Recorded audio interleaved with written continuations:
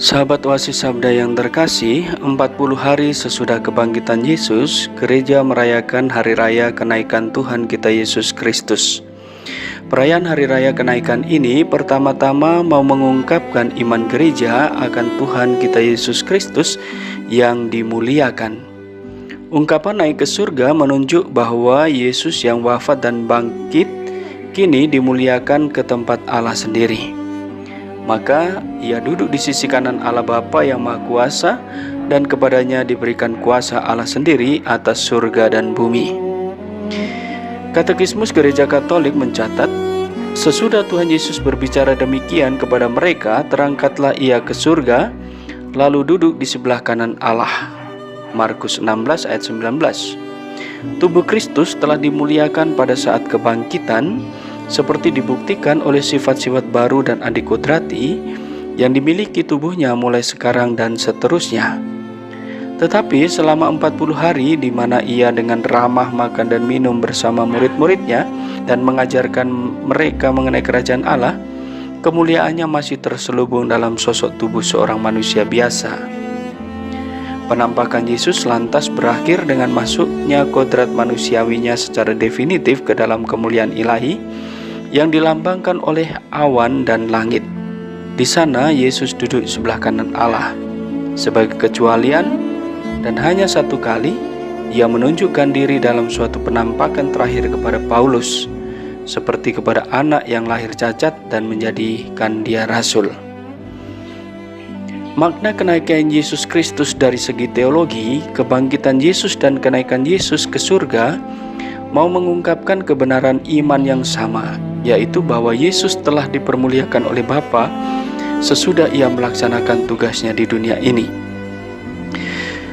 Sekali lagi, makna duduk di sebelah kanan Bapa dapat kita pahami bahwa pertama, kenaikan Kristus ke surga menggambarkan langkah masuk yang definitif dari kodrat manusiawi Yesus dalam kemuliaan Allah di surga, dari mana ia akan datang kembali tetapi untuk sementara tersembunyi bagi pandangan manusia. Bandingan Kolose 3 ayat 3. Yang kedua, Yesus Kristus kepala gereja mendahului kita masuk ke dalam kerajaan kemuliaan Bapa, supaya kita semua sebagai anggota-anggota tubuhnya dapat hidup dalam harapan, sekaligus juga akan hidup bersama Dia untuk selama-lamanya. Katekismus Gereja Katolik nomor 666. Dan yang ketiga, karena Yesus Kristus sudah masuk ke dalam tempat kudus di surga untuk selamanya, maka ia tanpa henti-hentinya bertindak sebagai pengantara yang senantiasa mencurahkan Roh Kudus ke atas kita. Katekismus Gereja Katolik 667. Makna kenaikan Yesus Kristus ke surga bukan hanya simbolis saja untuk diperingati dan dirayakan bersama umat Kristiani, tetapi sesungguhnya salah satu proses penyelamatan manusia oleh Allah itu memberikan tugas dan tanggung jawab kepada orang percaya. Dengan kata lain, kenaikan Yesus ke surga bukanlah sebuah perpisahan dengan kita, umatnya, sebab ia tetap hadir di tengah kita, namun dalam bentuk yang berbeda dari saat ketika ia masih hidup dan berkarya di tengah dunia. Yesus Kristus kini hadir di tengah kita dalam macam ragam dan bentuk, namun hanya dalam Ekaristi kehadiran Tuhan Yesus Kristus itu menjadi paling istimewa dan mencapai puncaknya.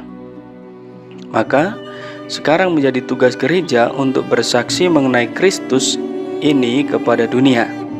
Akan tetapi Kristus tetap menyertai seluruh hidup dan perutusan gereja melalui kekuatan Roh Kudus yang akan dicurahkan pada hari Pentakosta. Untuk itu, dengan peristiwa kenaikan Yesus ini hendak menegaskan kepada kita semua, yang pertama bahwa dengan kenaikan Tuhan kita Yesus Kristus hendak menegaskan agar kita jangan takut dan khawatir diutus menjadi perpanjangan Tuhan melanjutkan karya-karyanya. Sebelum Yesus terangkat ke surga, dia mengangkat tangannya dan memberkati murid-muridnya. Yesus berjanji tidak akan meninggalkan kita dan akan terus menyertai kita. Sebagaimana ditegaskan dalam Injil Lukas, lalu Yesus membawa mereka keluar kota sampai dekat Betania. Di situ ia mengangkat tangannya dan memberkati mereka. Yang kedua, agar kita tetap memiliki sukacita dan semangat dalam melayani. Tuhan Yesus mengutus Roh Kudus di tengah-tengah kita di masa sulit sekalipun. Dikatakan dalam Injil Yohanes, "Aku akan minta kepada Bapa, dan Ia akan memberikan penolong yang lain, supaya Ia menyertai kamu selama-lamanya." Kiranya dengan memahami pesan iman dari peristiwa kenaikan Tuhan kita Yesus Kristus ini, kita semakin diteguhkan dalam mengemban misi Tuhan di tengah dunia. Semoga kita berani untuk mewartakan hikmat dan kebenaran Tuhan dimanapun kita berada. Sebab seperti Paulus mengatakan, sebab segala sesuatu adalah dari Dia dan oleh Dia dan kepada Dia. Bagi Dialah kemuliaan sampai selama-lamanya. Semoga kita semakin teguh dalam iman dan menjadi saksi-saksi Kristus di tengah dunia dewasa ini. Tuhan memberkati dan Ave Maria.